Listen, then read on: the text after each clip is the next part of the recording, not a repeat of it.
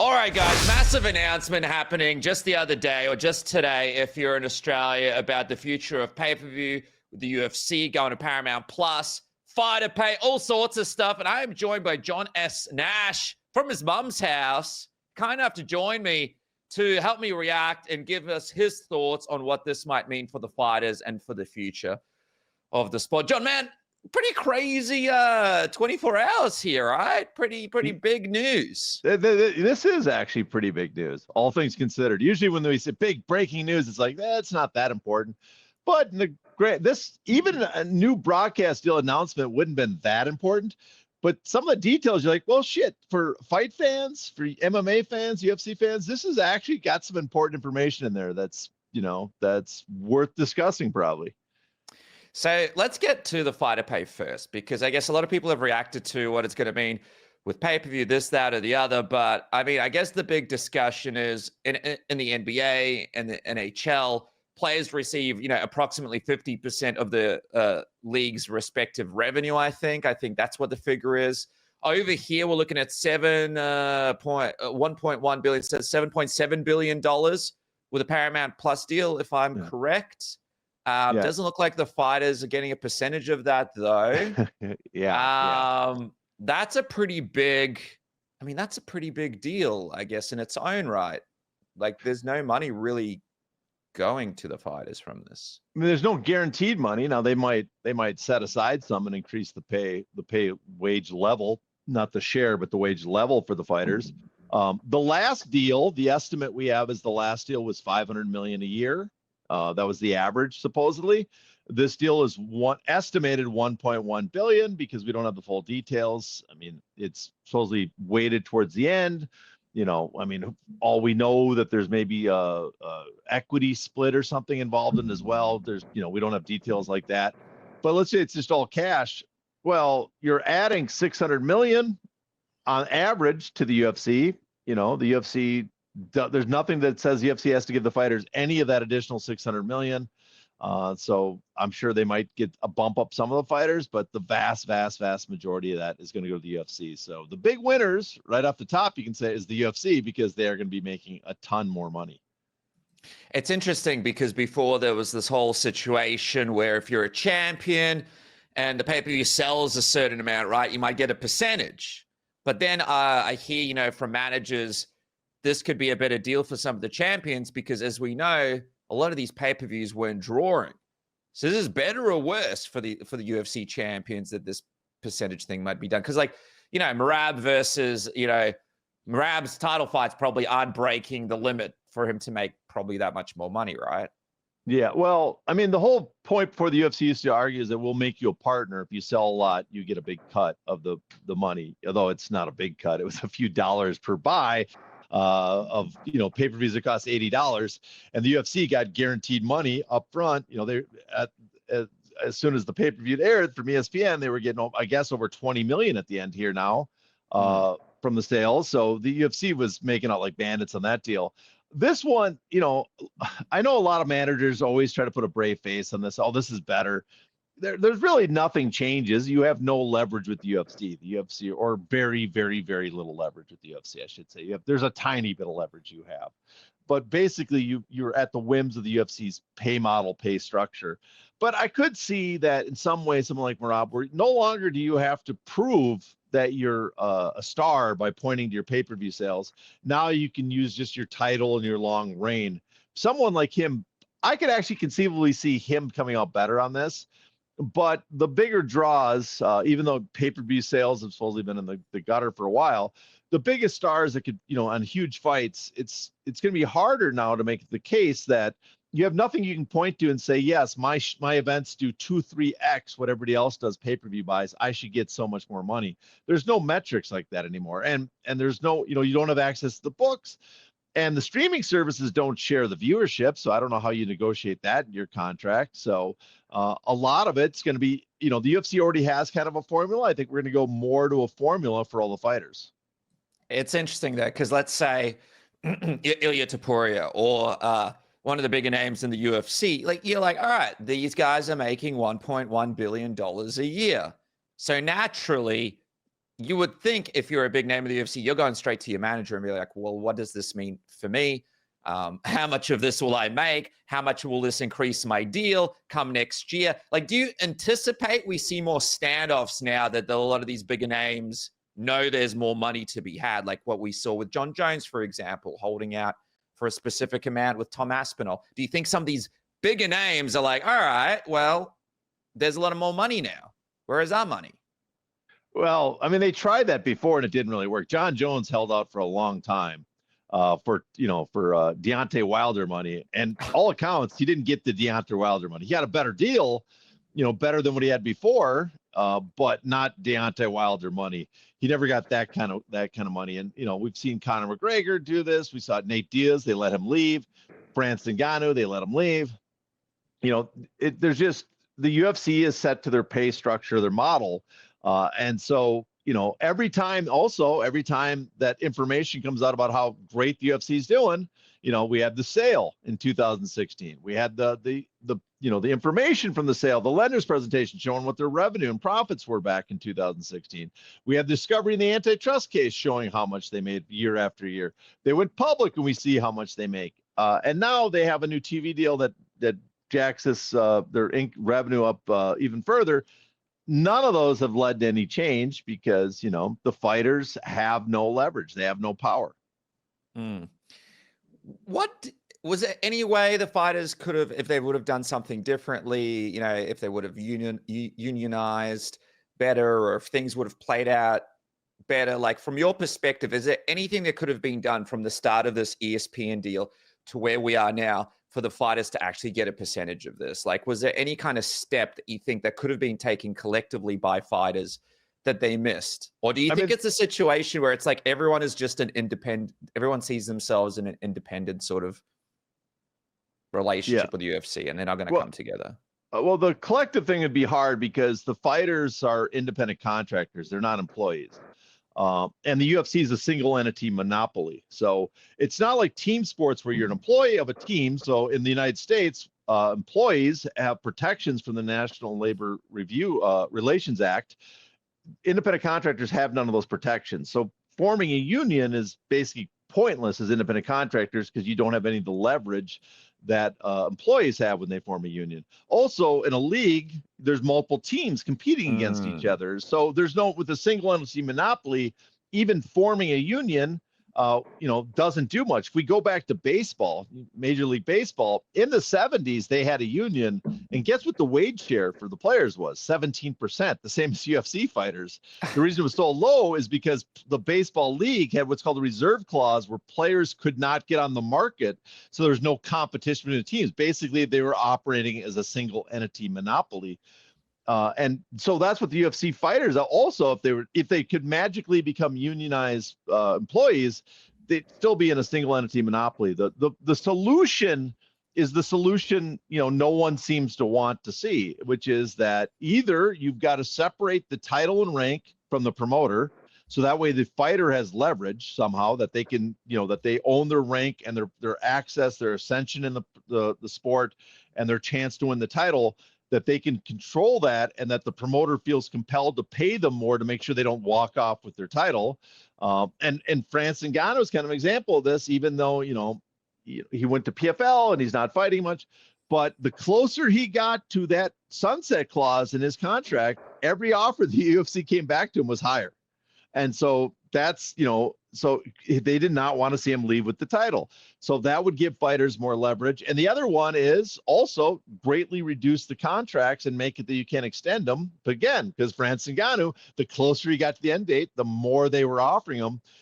Those two things are probably the only solution to getting fighters paid more. But, just down the line, for whatever reason, the fans aren't interested in that because they like the idea of all the fighters under one umbrella with the UFC title, the only one mattering, and the UFC dictating who fights who. The media kind of likes that because it's what they're familiar with. The fighters themselves somewhat seem to agree with that because that's all they're used to. So there's no answer to the fighter problem unless you're willing to go that far. And at this point too, I think, I don't understand also the reaction, why the hostility to it, because the UFC makes so much money. Even if you did that, where you made fighters had very short contracts and the UFC did not control the title rank, well, the UFC can outbid anybody. I don't think there's a risk of the UFC no longer having the best fighters and being the top promotion. They would just feel compelled to pay people a little more because they wouldn't want to see them leave with these, the titles and stuff. And so, but whatever it is, people are resistant to that. They think that'll turn it into boxing and ruin the sport. And without doing that, there's really no solution to the fighter pay problem. It's so interesting, man. There's so many changes happening all across the board. What are we missing here? Is there something that you noticed or something that you're curious about this announcement that we really should be paying attention to that we're not? Well, I mean, it's a non-zero chance that Donald Trump played a part in this, I think. That's one thing. Now, I'm not saying it did play a part. I just think there's a non-zero chance. And I think if you look at the way this deal unfolded, Paramount was trying to merge with Skydance. There was a merger that was being blocked by the FCC. Famously, and that merger seemed to be blocked purely out of spite, whatever, because of the report that 60 Minutes did, and Donald Trump held a grudge because he thought they tried to help the Democrats out in the election. So they settled that case. Then Ellison, the head of Paramount now, Ellerson, he shows up at the UFC events arranged by Dana White to meet with Donald Trump and his people to negotiate that merger. And then lo and behold, this, they had negotiations to buy the UFC rights. And then 2 days after that merger was approved, they go and get all the rights for the UFC, including the pay-per-views. So, I'm not put on the tinfoil hat. I don't think if you've seen the behavior of the Trump administration, I don't think it's absurd to maybe suggest that there's this possibility that this was kind of a quid pro quo with UFC, that if you can help get this multi-billion dollar merger in place with Skydance, that we will pay the UFC a large sum of money for either because they're friends with Donald Trump and now he'll lay off, or because you guys orchestrated the meeting, the arrangement with Donald Trump to get the FCC to approve this merger. You forgot the original blocker of that deal, Stephen Colbert. He is now. Yeah, well, there's another possibility that he was removed because of it. I mean, it's, we live in strange, weird craziness. All right, so you've done an incredible job of covering the changes to the Ali Act that they're trying to make or they're proposing or that are happening. That is another piece of this puzzle, Zoo for boxing, right? Like, there is a potential that the UFC or TKO, they can make even more money from combat sports than what they're already doing. So how does the changes in this act, because obviously Zoo for boxing is not a part of this deal, right? But how the changes that are trying to be made in this act, how do you think they're going to play into this overall situation that we're seeing with the UFC right now? And the fact that fighter pay seems to be uncertain right now. Well, the act, what it does is it's as Luke Thomas says, it's a bespoke bill written specifically for TKO, and you can tell because they have something called the Unified Boxing Organization that lets a promoter basically have a parallel system that is separate from the Ali Act regulations, that you can ignore the Ali Act regulations. These were regulations introduced into boxing in 2000, signed into law, that give various protections, economic protections to boxers. And one of the things they're supposed to do, which people often ignore and are not even aware of, is that it's supposed to prevent monopolization in boxing. So this UBO lets you ignore those, and the only requirements to be a UBO is a list of things you have to do as a promoter. Lo and behold, are the things that the UFC does. So a lot of them would not cost this UBO a lot more, especially TKO if they own this UBO.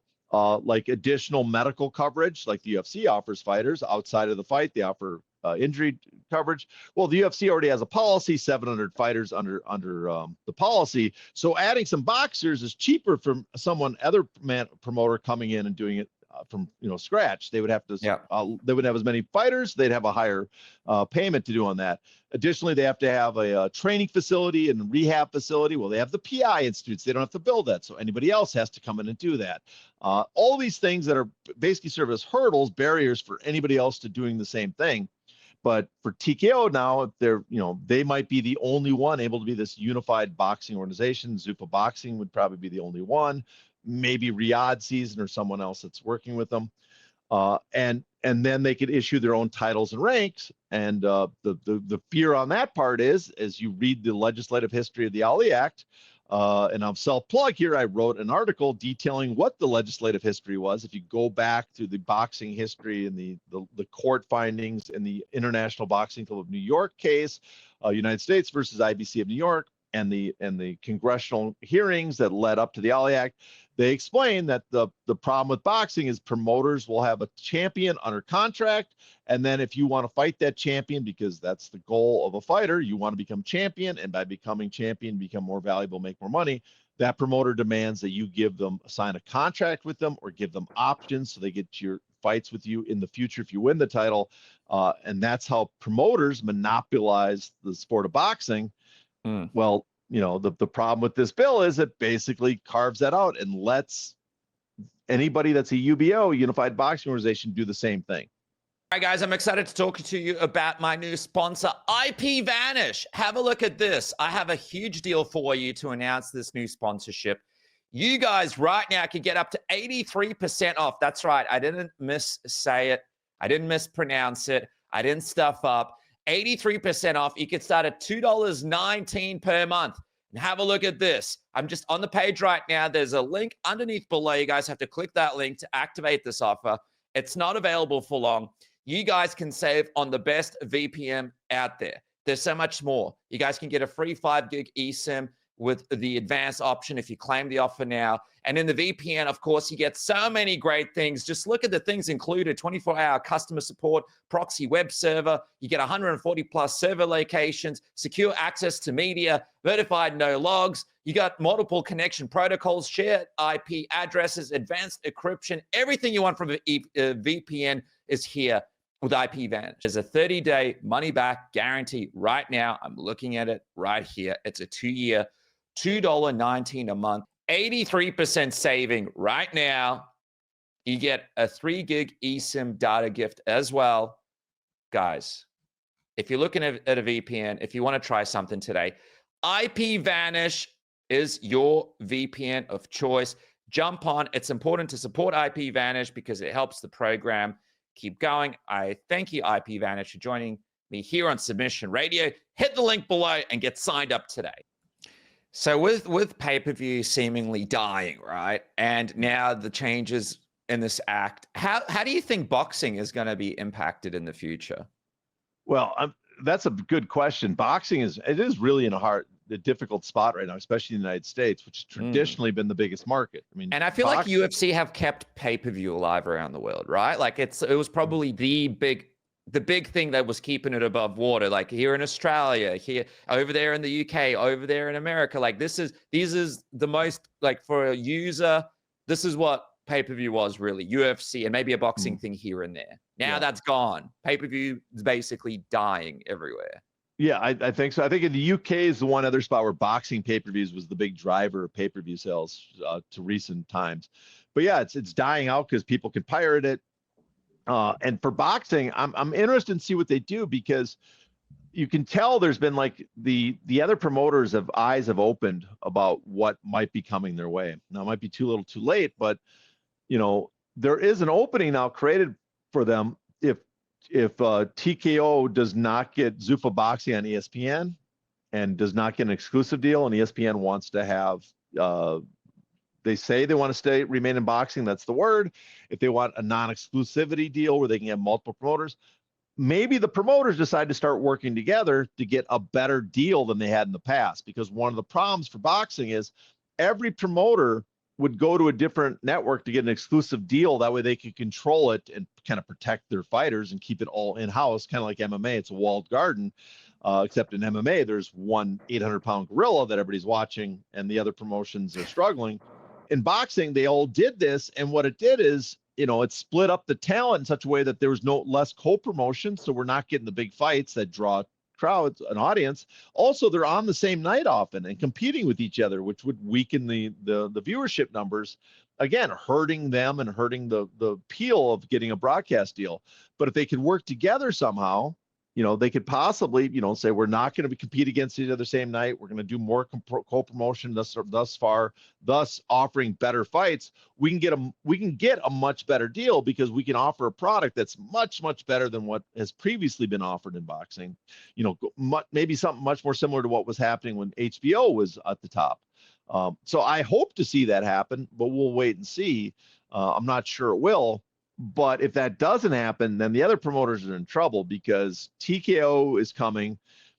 They have this deal with the Saudis. They are guaranteed tens of millions of dollars in profit, without any risk every year, which is twice as much the profit of Matchroom's making every year before they even put on any major events. Because the Saudis are going to pay them a management fee, going to give them fees for these super fights. They're going to have the Saudi money with the Saudis taking all the risk. That is a situation I would not want to be in with another promoter if I do not have a quality broadcast deal. So I guess that the future of boxing to me looks like it's either going to be that the other promoters get together and get some good deal so they can offer resistance and put on a product we're seeing. Or if they struggle, they're probably going to get rolled up by this TKO entity because not only is it the UFC, WWE, two monopoly organizations now entering into boxing, they're backed by a sovereign wealth fund that has maybe not unlimited funds, but is willing to spend a lot, at least in the short term. So Paramount Plus right now, I think it might be valued at about $6.9 billion. This deal with the UFC is $7.7 billion. It's a lot of money, right, John? Like this is one of the big, I know everybody keeps talking about, they've got South Park. I'm like, brother, South Park and this, two very different things. Did they overpay, in your opinion, for the UFC? Are they over expecting what they're going to be able to draw on this, right? Like we've seen streaming platforms struggle from Disney Plus to the WWE Network.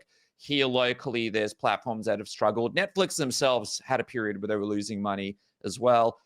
Is this a good deal, do you think, for Paramount Plus?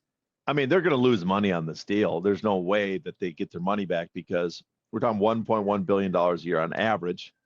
You're going to start lower, but it's going to be subscription based. They start their subscriptions right now. Their Paramount Plus Showtime, which I believe will have the pay-per-views, is $13. So they're not going to get millions upon millions of fans subscribing. They might get a couple million fans because that's the base for MMA in North America.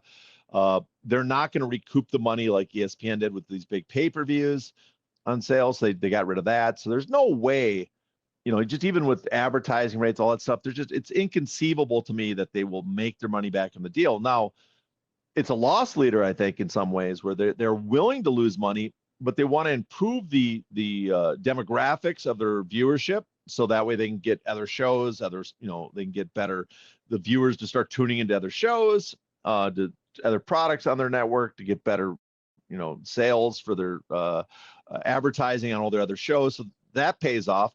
It also gets the ball rolling to improve the metrics of their subscription base. So all that helps.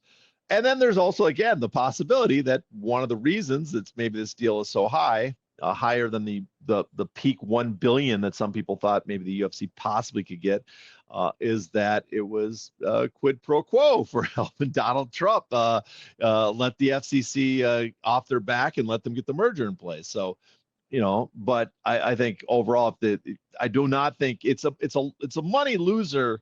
I think for sure for Paramount, but that doesn't mean that it doesn't serve a function that makes business sense if it's a loss leader. But if for fans, you got to be happy. This is a great news for fans, unless the product sucks. Unless the product sucks, but yeah.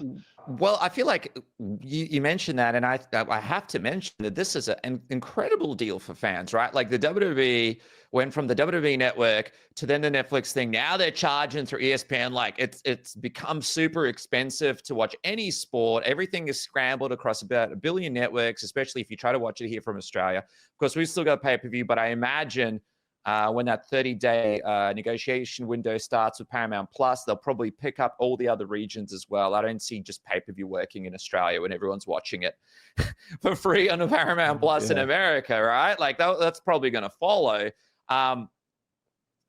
talk to me about how good it is to be an MMA fan right now, right? We were all there's so many people who are tuning out.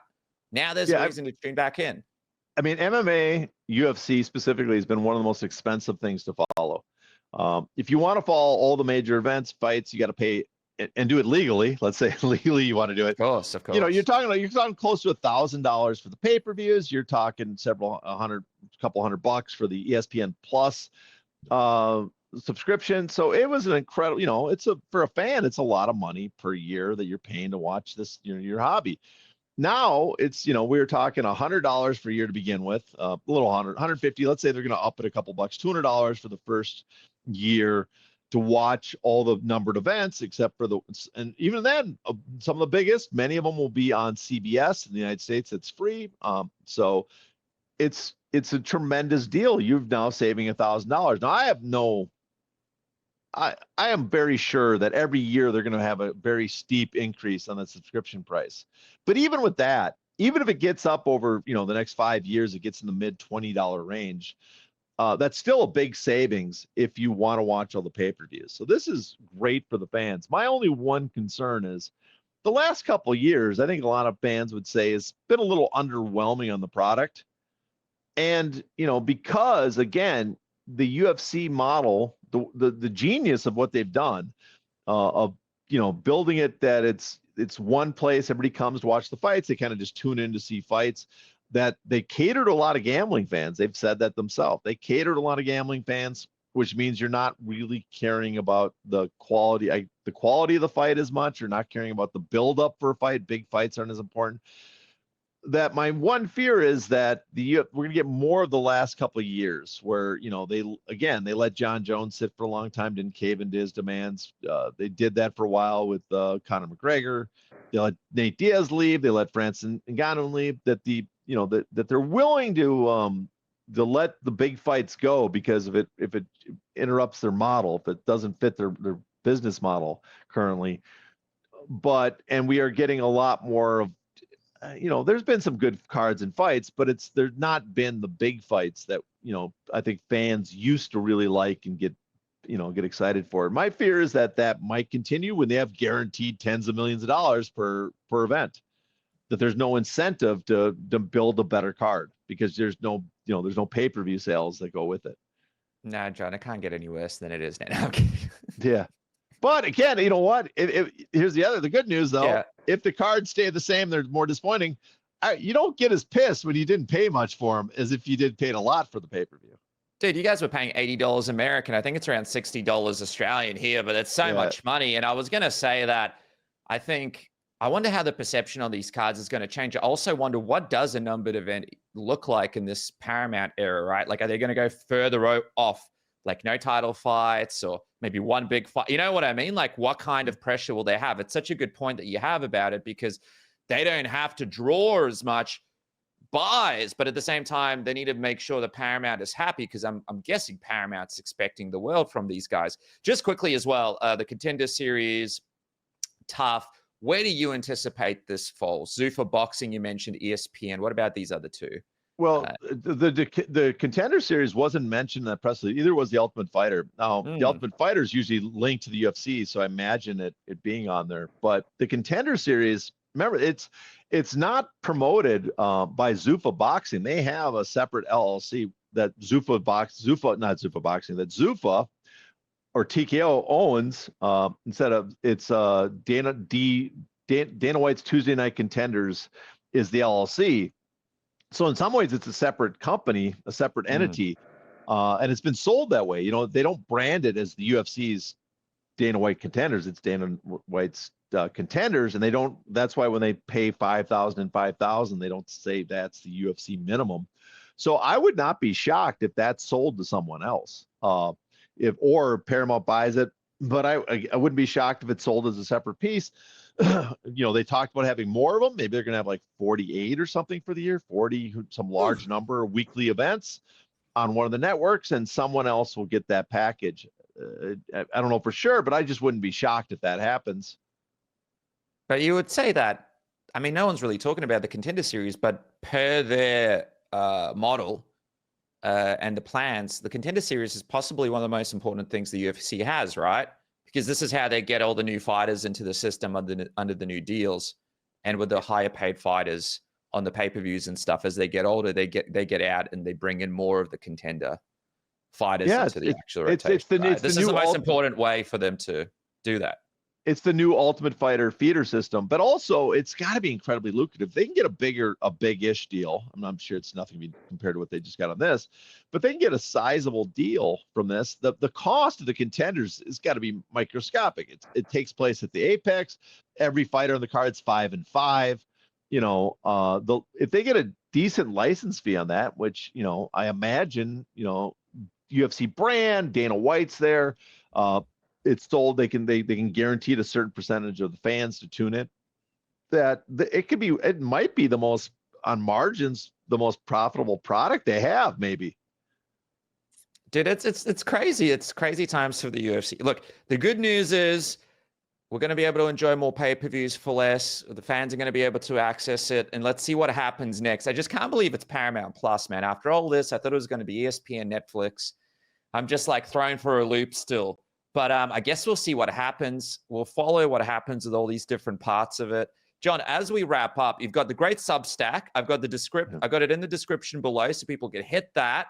They can follow everything that you're working on. What are some of the other things you want people to check out? I know you got a lot of great stuff happening. There's the YouTube as well. What's the best way to keep in touch with you? Well, the YouTube, I'm gonna when I get back to my home in LA, I will start adding more videos to YouTube. Depending on, I'll probably be done with hiatus from work and be back to work. So maybe I'm speaking too soon. Maybe I won't do as much on the YouTube as I thought. But I have a plan. OnlyFans? Will there be an OnlyFans? There may be. Listen, people, this is what you want more of. You can go to the OnlyFans.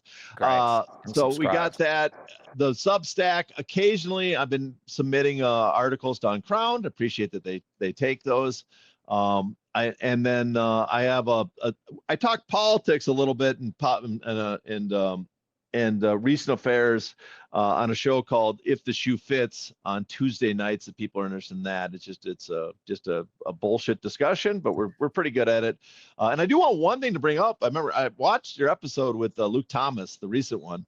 And I just want to know one thing he missed when he talked about Rory Markham opting out of the UFC antitrust suit.